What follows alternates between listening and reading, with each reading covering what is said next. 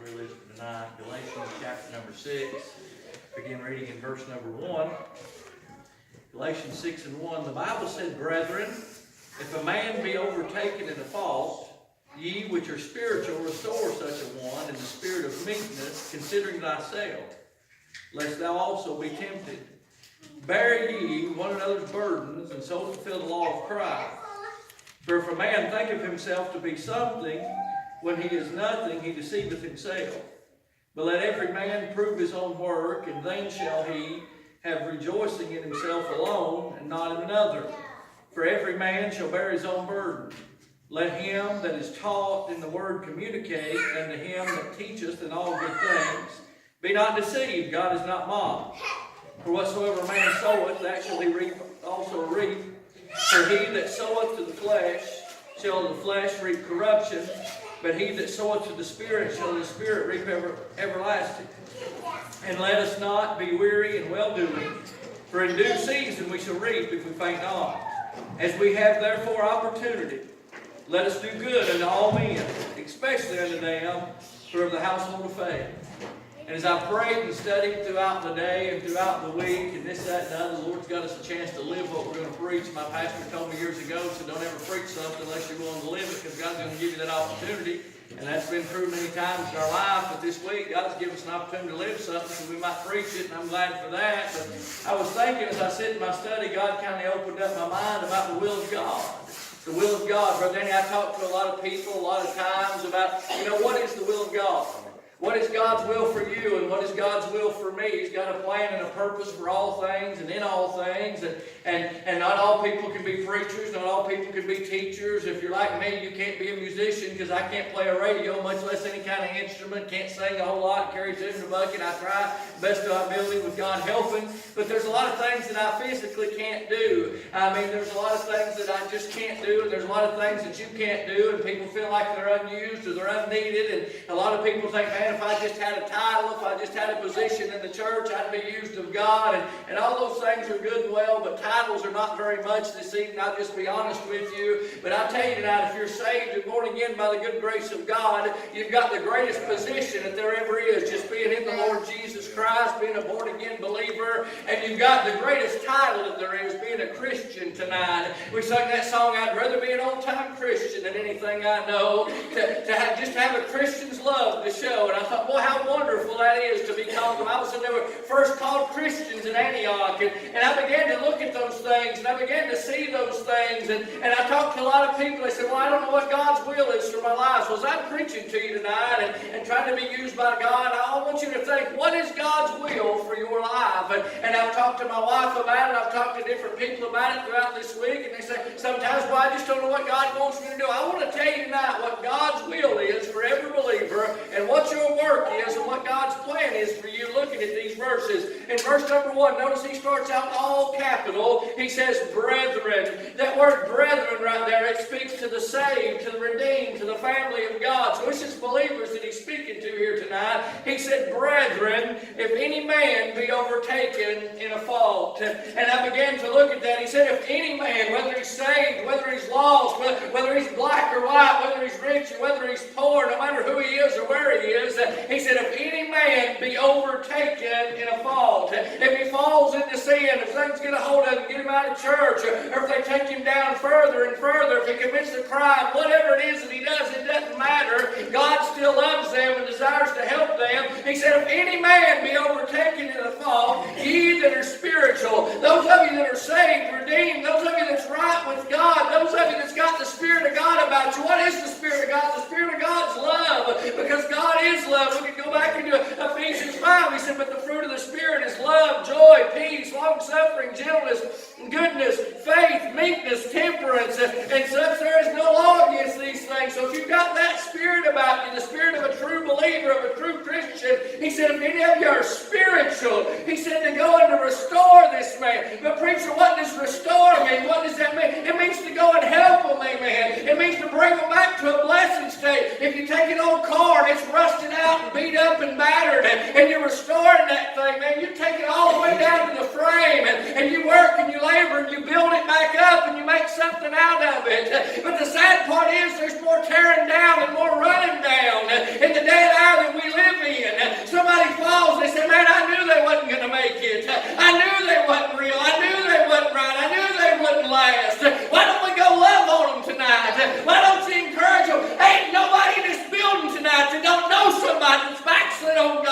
They don't know somebody that's going deeper and deeper in sin.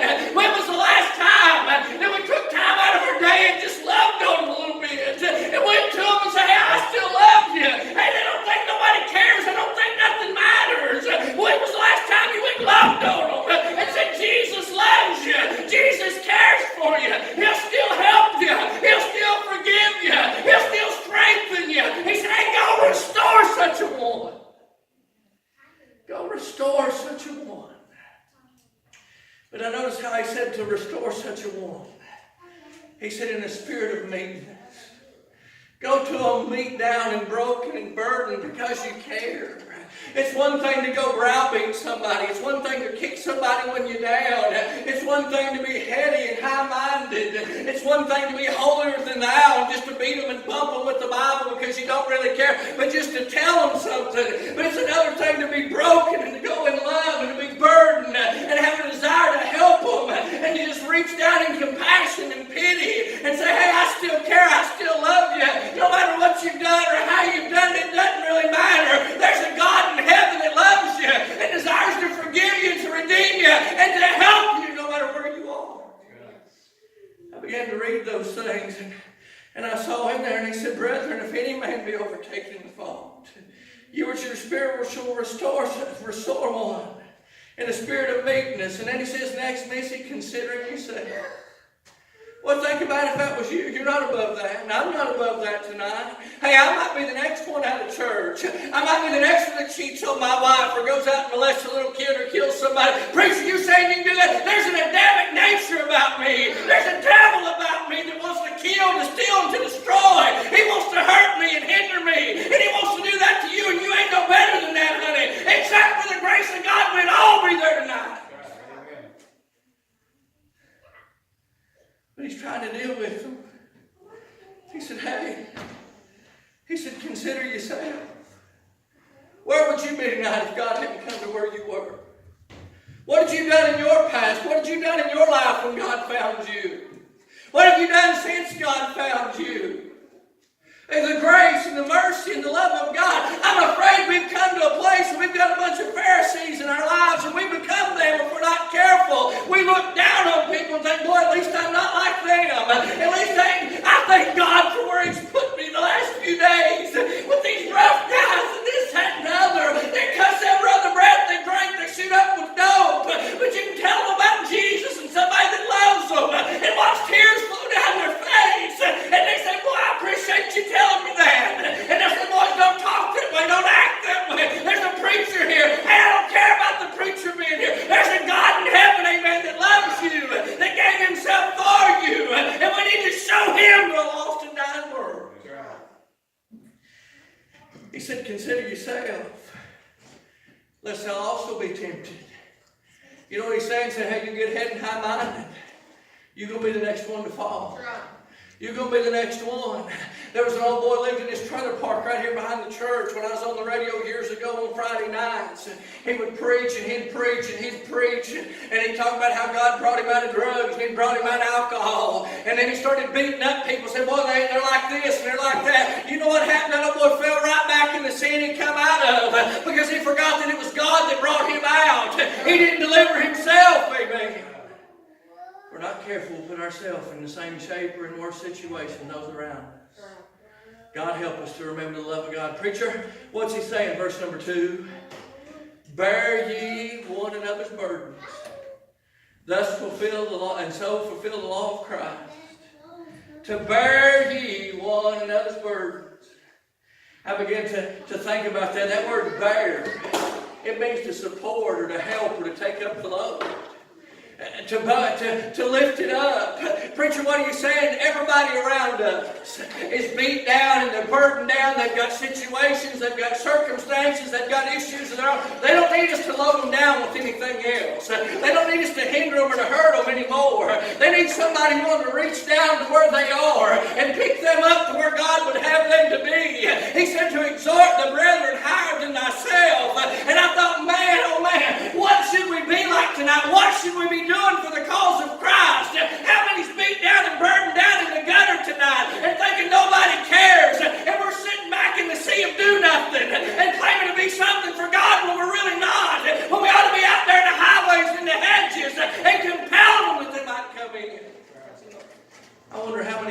cross paths with each and every day. Don't know anything about God loving them. They don't know anything at all about us caring for them and about the kindness and compassion of God. Sure, we might have told them some Bible, we might have done this, that, and the other, but if we ever took time to just sit down and just to listen to them, to have a conversation with them, and just to talk with them for a little while, that's what bearing someone's burden is. Sometimes just being an ear, just being somebody to listen, whether you agree or disagree with the person, just showing them enough that you care to hear them out. He said, bearing you one of those burdens. We see that they've got a burden on them. We see that they're weighted down with these things. But that burden is their trouble or their need. But then he said to fulfill the law of Christ. That's God's will for you tonight. God's will is for you to love one another even as I've loved you, and to love all these like I've loved you. Now, you don't see the love of God. We preached Calvary this past week on Easter Resurrection Sunday, and we talk a whole lot about love and this, that, and the other, but I'm afraid we don't see it in the day and hour we're living in. He said to bear you one of those burdens, and so fulfill the law of Christ. Verse number 4. He said, but let every man prove his work. Prove. See, it's one thing for me to tell you something. If you're going to prove it, you know what that means? That means you have to show it. I remember in math class, growing up in school, that'd make me so mad. I'd do everything in my head. And I'd just write down on a piece of paper what the answer was. And the teacher would take and put a big X right through the middle of that problem and say, hey, you didn't show your work. And I thought, well, that's the craziest thing. I've got the answer right. She said, I don't know if you used a calculator, if you got on the computer, or what you did to get your answer. I want you to show me step by step. You know what we need to be showing the world tonight? We need to show them every step we take, walking in love, living in love, acting in love, showing true love and a true life to a lost and dying world on their way to a devil's Christless hell. We need to show people that God truly cares. And there's something real about having a relationship with God. And there's something real about God being in you and God being on you. It makes a difference. But we see in verse number 3, he said, for if a man think of himself to be something, when he is nothing, he deceiveth himself. I'm afraid in our day and hour we've become heady and we've become high-minded. And we've lifted ourselves up and thought, man, I'm something. Man, I'm really something. I've got this thing all figured out. I'm walking in my way. I'm going my way. I'm doing my thing. Man, I've got it figured out. I've got it all figured out. Man, I don't make any mistakes. Don't talk to that crowd. Hey, I don't see it. You just lied, amen. You're a sinner. We've all sinned and come short of the glory of God. We've all fallen. We've all made mistakes. There ain't none of us arrived yet. There ain't none of us perfect. Preacher, you saying I ought to go live in sin? That's not what I said. I'm just saying you ain't got your wings just yet, honey. You ain't there just yet. But he said, be ye not deceived. Be ye not deceived, amen. We see our pride right there. You know who's more likely to lie to you than anybody? You are. You're more likely to lie to yourself. Sinner will sit here and lie and say, boy, I'm okay, I'm all right. Well, I don't need that, I'm good. I'm fine. But you and I lie more than anybody. And the old preacher used to tell me, and it's going to get quiet for a minute, that's okay. There was an old preacher told me one time, Brother Danny said, you can sing a lie just as well as you can tell one. We sung that song, I'd rather be a Christian than anything I know. We said, and tell it everywhere I go. You know what that is? That's a lie. Do you tell it everywhere you go? Do we live it everywhere we go? Do we show it everywhere we go? No. You know what? That preacher told that one time. He was preaching in a message, and the next service we went in there and we got to singing, and they were singing, and we covered that part of that verse, and when I did, I just stopped. I didn't sing that verse. And he looked and he said, hey, why ain't you singing? I said, I ain't going to sing no lie. Well, we deceive ourselves, make ourselves think everything's fine. Okay, I'm not trying to be hateful or hard. I'm just telling you the truth about it tonight. Many have become modern-day scribes and Pharisees. We ain't got any issues or problems. Well, we can see what's in our brother's life. We can see this one's faults and failures and this one's issues. But do we care enough to help them and do anything about their issues and their problems? We deceive ourselves when we claim to be doing something for God, when in reality we're doing it for ourselves. Verse 4, I got a little ahead of myself. He said, but let every man prove his own work. Go prove to him what's good. Prove to him what's right. And then shall he have rejoicing in himself alone and not in another. We need to prove our work. We need to go around and help people, showing them the love of God that's in us and what God's done for us. And he says,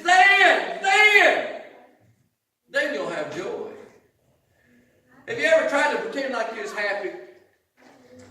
Have you ever tried to pretend like everything was all right in your life and your life was falling apart and you was miserable?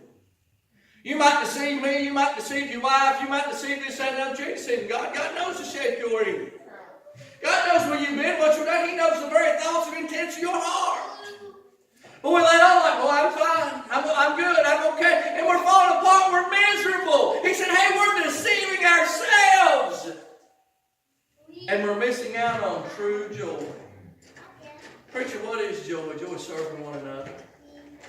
Have you ever really helped somebody? It might have cost you your time. It might have cost you your money. You might have had to miss out on something you wanted to do. It might have been a burden to you and aggravated for you. But have you ever truly helped somebody? How good did that make you feel after the fact because you was able to be used and to help somebody? I don't know how many times, and I'm not bragging on myself or whatever, I've been to hospitals, I've been to nursing homes, I've been to funeral homes, I've been to graveside services, and this, that, and the other. There's a million things I could have been doing, and you walk in them places, you don't know exactly what to say, you don't know exactly what to do, but God ends up turning that into something and blesses you, and it gives you great joy inside, and God used you and worked through you and did something for them. You know what? Everybody had a great joy, and it made a difference. Verse number 5, watch this right quick. He said, for every man shall bear his own burden. You know what that means? It means, Brother Danny, one day you're going to have a burden. And if you're going to have a burden, what are you going to need? You're going to need help. If you're going to have a burden, you're going to need help. You're going to need the brethren to come to where you are. It might be that you fall into sin. It might be that you fall into sickness. It might mean you have some kind of financial or physical need or whatever. You're going to need somebody one day for a little while. Isn't it a whole lot easier to help somebody that's helped you and loved on you than somebody's mistreated and misused and abused you? You ought to help them too, according to Romans chapter 12. We don't have time to get over it tonight, or I'd show you that too. But it's a lot easier to help somebody that's helped you back. What is it they say the old golden rule is? Do unto others as you'd have them do unto you. God's reminding them right here, say, hey, one day you might be the one falling. One day you might be the one in need, so you better help folks while you can. Verse number 6, the Bible said, let him that is taught in the word communicate unto him that teacheth in all good things. He said, if you know something, you need to tell somebody. Amen. We that are taught and know the Word of God need to share it with those that are around us. We need to communicate with them. You can look at communication as financial things, and I ain't getting into that tonight. I'm just telling you as it is, as it's written for right now. But the thing is, he said we need to help those that are around us. We need to tell them to show the people we come into contact with. Verse number 7. He said, be not deceived. Be not deceived. Remember he told us in verse number 3 we deceive ourselves.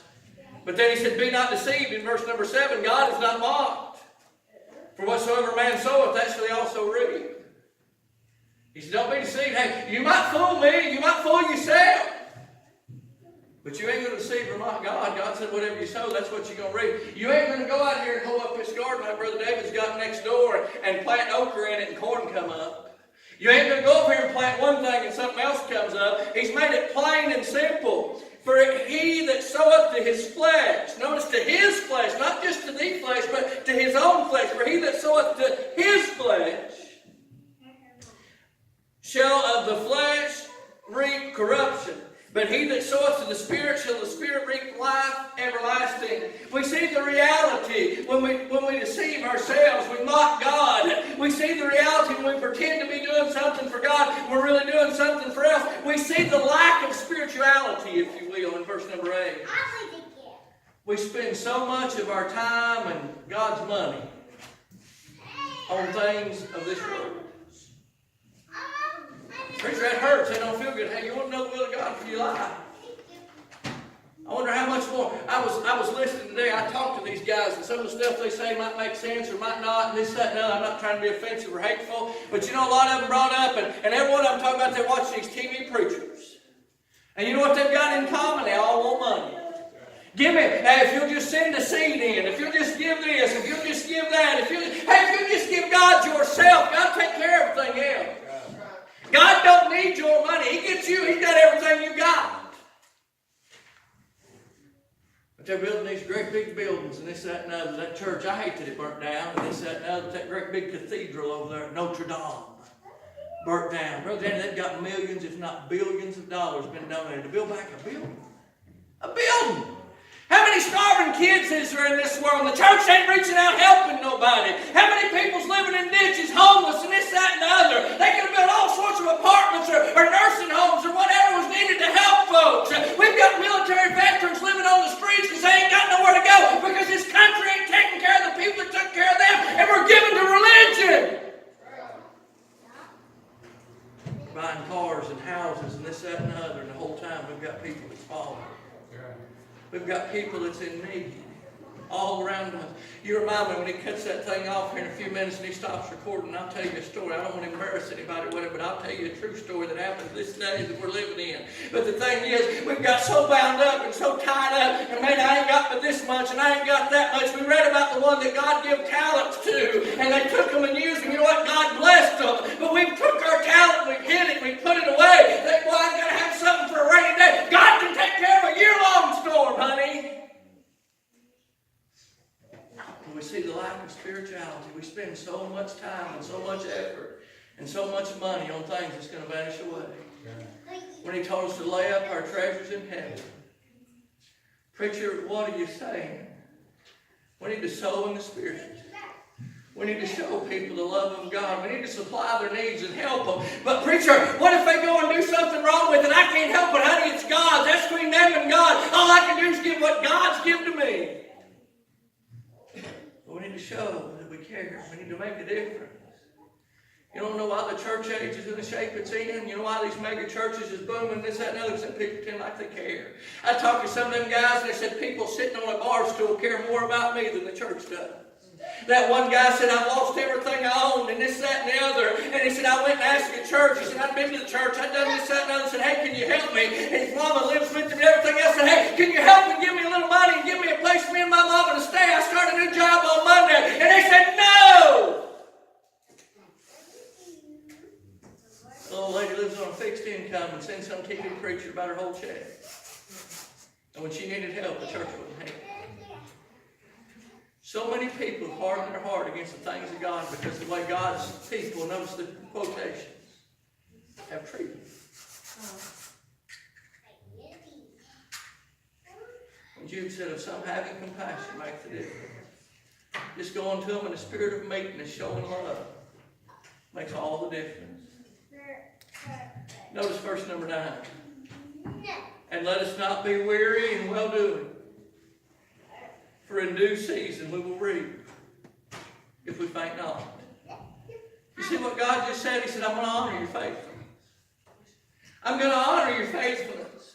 We see the promise of God's faithfulness. If we'll just continue, we'll reap. Preacher, what does that mean? That means these brethren that have fallen and have come into a fault, God will restore. That means those lost loved ones and the lost sinners around this world, God will save. If the church will continue in love. Verse number 10. He says, as we have therefore opportunity, let us do good unto all men, especially unto them that are of the household of faith. Did you see that? We see the call to service. The call to service. He said, let us do good to all men when we have the opportunity. And I read that verse tonight in my study, and there was tears began to flow down my face, Brother Danny, and I thought, how many times I missed opportunities? How many times there been somebody there and I could have said something, and I should have said something, I should have given something, I should have done something. And I kept walking and I kept going. I missed out an opportunity to maybe help restore somebody, to help a sinner get saved, to help somebody. I missed joy in my own life because I didn't do the will of God, and I let God down, and I deceived myself thinking I was something in somebody. Preacher, what are you talking about? I'm talking about the will of God for every believer. God help us to be what He'd have us to be. There are many fallen in our day that need help. I ask you tonight, will you restore them? Will you help bear their burden? The day's coming, you might be the next one in need. I read all these verses and I close in Galatians chapter 4, verse number 7. When the writer said, you did run well, who did hinder you that you obey not the truth? You know what he just said, Brother Danny? He said, there was a time when you told everybody. There was a time when you loved everybody. There was a time that you give to anybody. There was a time you did whatever I asked you. But now we're deceiving ourselves. Now our joy has gone away. Now the love for one another is gone. Now our churches is sitting barren and people's needing help. God promised, if we just continue to sow, that He'd give the increase, and one day after a while we reap. I ask you tonight, will you find a place in the midst of God's will and go out and tell somebody about Him? Give your time, your tithe, your talent, not to me. I'm not asking anybody for anything. But there's a world out there that needs help. There's people dying and going to hell every day, and we're sitting on a pew. I ask you, church, what are you going to do about it? Father,